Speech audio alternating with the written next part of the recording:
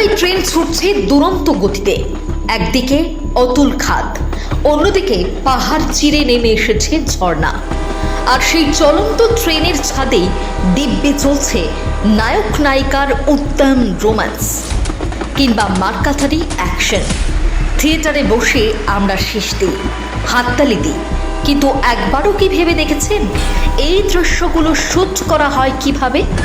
ট্রেনের সঙ্গে পাল্লা দিয়ে ক্যামেরাম্যান কি হাওয়ায় ভাসতে ভাসতে ছোটেন? আর সত্যি সত্যি কি চলন্ত ট্রেনে এত সব করা সম্ভব? এইসব শুটিং করার জন্য ইন্ডিয়ান রেলওয়ে ঠিক কত টাকা নেয়? আপনি আমি রোজ যে ট্রেনে চড়ি সেই ট্রেনেই কি শুটিং হয়? চলুন আজ সিনেমার ক্যামেরার পিছনের আসল ম্যাজিকটাই আপনাদের শোনায়।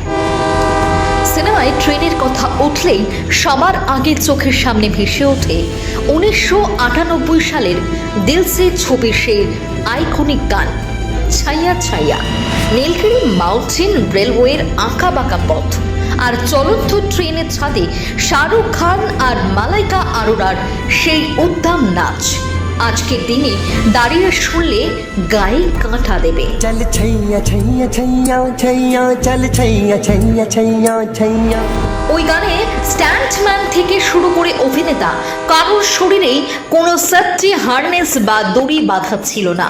ট্রেনের স্পিড ছিল আসল, বাতাসের ছাপটা ছিল আসল, আর বিপদটাও ছিল 100% রিয়েল।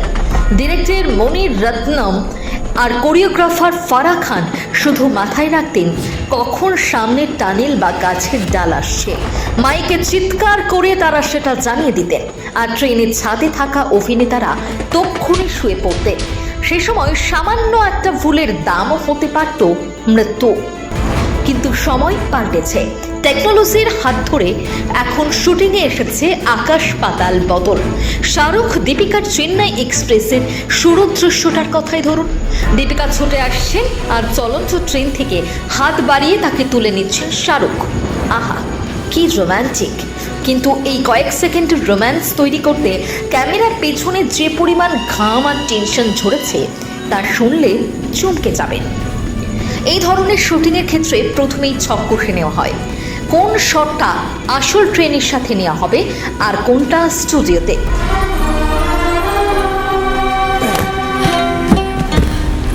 গোয়ার দুধসাগর জলপ্রপাতের শুটিংয়ের বিহাইন্ড দ্য স্টোরিটা তো একেবারে দুঃস্বপ্নের মতো। পাহাড়ের বুক চিরে নেমে এসেছে ঝর্ণা, আর তার পাশ দিয়ে ছুটে চলেছে ট্রেন। এর চেয়ে সিনেমাটিক লোকেশন আর হয় না। কিন্তু এই লোকেশনে কয়েক সেকেন্ডের শটের জন্য শাহরুখ দীপিকা সহ প্রায় 200 জনের একটা ইউনিট দিনের পর দিন স্রেফ বিস্কুট খেয়ে কাটিয়েছিল। কারণটা খুব সহজ, লোকেশন, ক্যামেরার অ্যাঙ্গেল সব রেডি থাকলেও ট্রেন তো আর ডিরেক্টরের কথায় চলবে না, সে চলবে নিজের টাইম টেবিলে। ভোর 6টার মধ্যে গোটা ইউনিটকে প্যাক আপ করে লোকেশনে পৌঁছাতে হতো। ট্রেন আসার পর হাতে সময় থাকতো মাত্র কয়েকটা মিনিট। ওই স্পিডের সাথে তাল মিলিয়ে ট্র্যাকিং শট, ক্রেন বা মুভিং ক্যামেরা সেটআপের সাহায্যে শট নিতে হতো। কোনো কারণে একবার শট ফসকে গেলে পুরো দিনটাই মাটি, কারণ ওই রুটে চট করে দ্বিতীয়বার ট্রেন আসার কোনো গ্যারান্টি নেই। বাস্তবে ট্রেন সিকোয়েন্স তৈরি করা অনেকটা জটিল একটি প্রক্রিয়া। প্রথমে ঠিক করা হয় কোন শটটি বাস্তব ট্রেনের সঙ্গে নেওয়া হবে, কোনটি অন্যভাবে শুট করা হবে, আর কোথায় ক্যামেরার অ্যাঙ্গেল ও এডিটিংয়ের সাহায্যে দৃশ্যটিকে আরও বড় করে দেখানো হবে, কারণ ট্রেন চলতে থাকবে তার নিজের গতিতে। অভিনেতাদের অভিনয়, ক্যামেরার মুভমেন্ট, আলো, লোকেশন সব কিছুকে একই সময়ের মধ্যে মিলিয়ে নিতে হয় পর্দায় একটা পারফেক্ট দৃশ্য দেখতে। আর তারপরেই আসে সিনেমার আসল সিনেমার জাদু। এই সিনটাই দেখুন না, ট্রেনটা একটা পাহাড়ি এলাকার মাঝে ছুটছে, কিন্তু এখানে ক্যামেরা দেখুন কেবল ট্রেনের ভেতরেই আটকে নেই। তাহলে এই বাইরের দৃশ্যগুলো শ্যুট হলো কিভাবে? কারণ সিচুয়েশন অনুযায়ী ব্যবহার হয়েছে tracking shot, long lens, crane, special camera rig কিংবা অন্য কোনো মুভিং ক্যামেরা সেটআপ। কিছু জায়গায় তো ট্রেনের বাইরের সিন আলাদা করে রেকর্ড করে পরে এডিট করে ঢোকানো হয়েছে।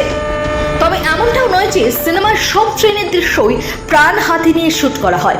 আসল টুইস্টটা তো অন্য জায়গায়। চেন্নাই এক্সপ্রেসের যে দুর্দান্ত সব ট্রেনের ভেতরের শটগুলো আমরা মুগ্ধ হয়ে দেখি, তার বেশিরভাগ সময়ই ট্রেনটা 1 ইঞ্চিও এগোয়নি। হ্যাঁ, ট্রেনটা দাঁড়িয়েছিল একেবারে বদ্ধ একটা স্টুডিওর ভেতর। ট্রেনের কামরাটাকে বসানো হয় হাইড্রোলিক প্ল্যাটফর্মের ওপর। এরপর শুটিং ফ্লোরের কয়েকজন কর্মী মিলে সেই কামরাটাকে বাইরে থেকে ধরে ক্রমাগত ঝাঁকাতে থাকেন, যাতে ভেতরে বসে থাকা অভিনেতাদের বডি ল্যাঙ্গুয়েজ দেখে মনে হয় ট্রেনটা সত্যিই ছুটছে। আর জানলার বাইরে সেখানে থাকে শুধু একটা বিশাল গ্রিন স্ক্রিন। জানলার বাইরের ওই যে তীব্র বেগে ছুটে চলা দৃশ্য, ওটা পুরোটাই ভিএফএক্স এর খেলা। স্টুডিওর ভেতরে জানালার বাইরে দিয়ে ক্রু মেম্বাররা লাঠির মাথায় আলো লাগিয়ে দ্রুত দৌড়তে থাকেন। ভেতরে বসে থাকা ক্যামেরায় মনে হয় যেন ট্রেনটা বাইরের ল্যাম্পপোস্ট বা সিগন্যাল পেরিয়ে হাই স্পিডে ছুটে চলেছে। পরে ভিএফএক্স এর জাদুতে সেই সবুজ পর্দার জায়গায় বসিয়ে দেওয়া হয় পাহাড়, নদী, জঙ্গল আর ঝর্ণা। ট্রেনের টানেলে ঢোকা থেকে শুরু করে শাহরুখের ট্রেন থেকে লাফ দেওয়া সবটাই এই গ্রিন স্ক্রিনের ম্যাজিক। জানলে অবাক হবেন, শুধু চেন্নাই এক্সপ্রেস ছবিতেই এরকম প্রায় 1300টি ভিএফএক্স শট ব্যবহার করা হয়েছিল। একইভাবে অ্যাকশন দৃশ্যের ক্ষেত্রেও চলে ক্যামেরার দারুণ কারসাজি। যখন দেখেন নায়ক ট্রেনের ছাদে ভিলেনকে পেটাচ্ছে, তখন সেটা কখনো এক ক্যামেরায় শুট হয় না। একবার নেওয়া হয় অ্যাক্টরের ক্লোজ আপ, তারপর ট্রেনের ওয়াইড শট, এরপর নিচ থেকে লো অ্যাঙ্গেল শট, যাতে নায়ককে অনেক বেশি লার্জার দেন লাইফ লাগে। একটু পিছনে ফিরে গেলে জানতে পারবেন 16 সিনেমার ট্রেন ডাকাতির দৃশ্যটা শুট করতে রমেশ সিপ্পির সময় লেগেছিল পাক্কা 7 সপ্তাহ। মুম্বাই পুনে রুটে সেই আসল ট্রেনের শুটিংয়ে ঘোড়া ছোটানো থেকে শুরু করে চলন্ত ট্রেনের গায়ে কাঠের গুঁড়ি ফেলা সবই হয়েছিল কোনো গ্রিন স্ক্রিন ছাড়া। আর আজ প্রযুক্তি সেই অসাধ্য সাধন করে দিয়েছে 4 দেওয়ালের ভেতরে।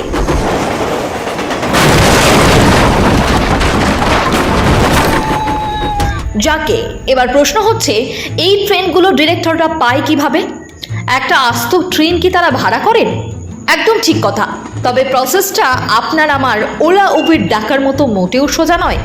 ইন্ডিয়ান রেলওয়ের নিয়ম অনুযায়ী সিনেমার শুটিংয়ের জন্য স্পেশাল এসটিআর অর্থাৎ ফুল ট্যারিফ রেটে ট্রেন বুক করা যায়। কিন্তু ভাড়ায় শুনলে চোখ কপালে উঠবে। একটা ইঞ্জিন ও 4টি কোচ নিয়ে দিনে 200 কিলোমিটার অব্দি শুটিং করতে চাইলে রেলওয়েকে মিনিমাম ভাড়া দিতে হয় প্রায় 4,75,000 টাকা। আর যদি ট্রেনের কামরা বাদে শুধু স্টেশনে শুটিং করতে চান, তার জন্য আছে আলাদা রেড কার্ড। বড় মাপের A1 ক্যাটাগরির স্টেশনে শুটিং করতে গেলে দিনে 1 লক্ষ টাকা লাইসেন্স ফি গুনতে হয়, সাথে থাকে লক্ষ টাকার সিকিউরিটি ডিপোজিট। হো শব্দ দেখলে হবে, খরচা আছে। তাহলে বলুন, সিনেমার এমন আরও কোন দৃশ্যের বিহাইন্ড দ্য সিনস জানতে চান? তাহলে কমেন্টে জানিয়ে দিন, আমরা ডেফিনেটলি নিয়ে আসবো সেই গল্প। ये हवाएं गुनगुनाए पूछे तू है कहाँ।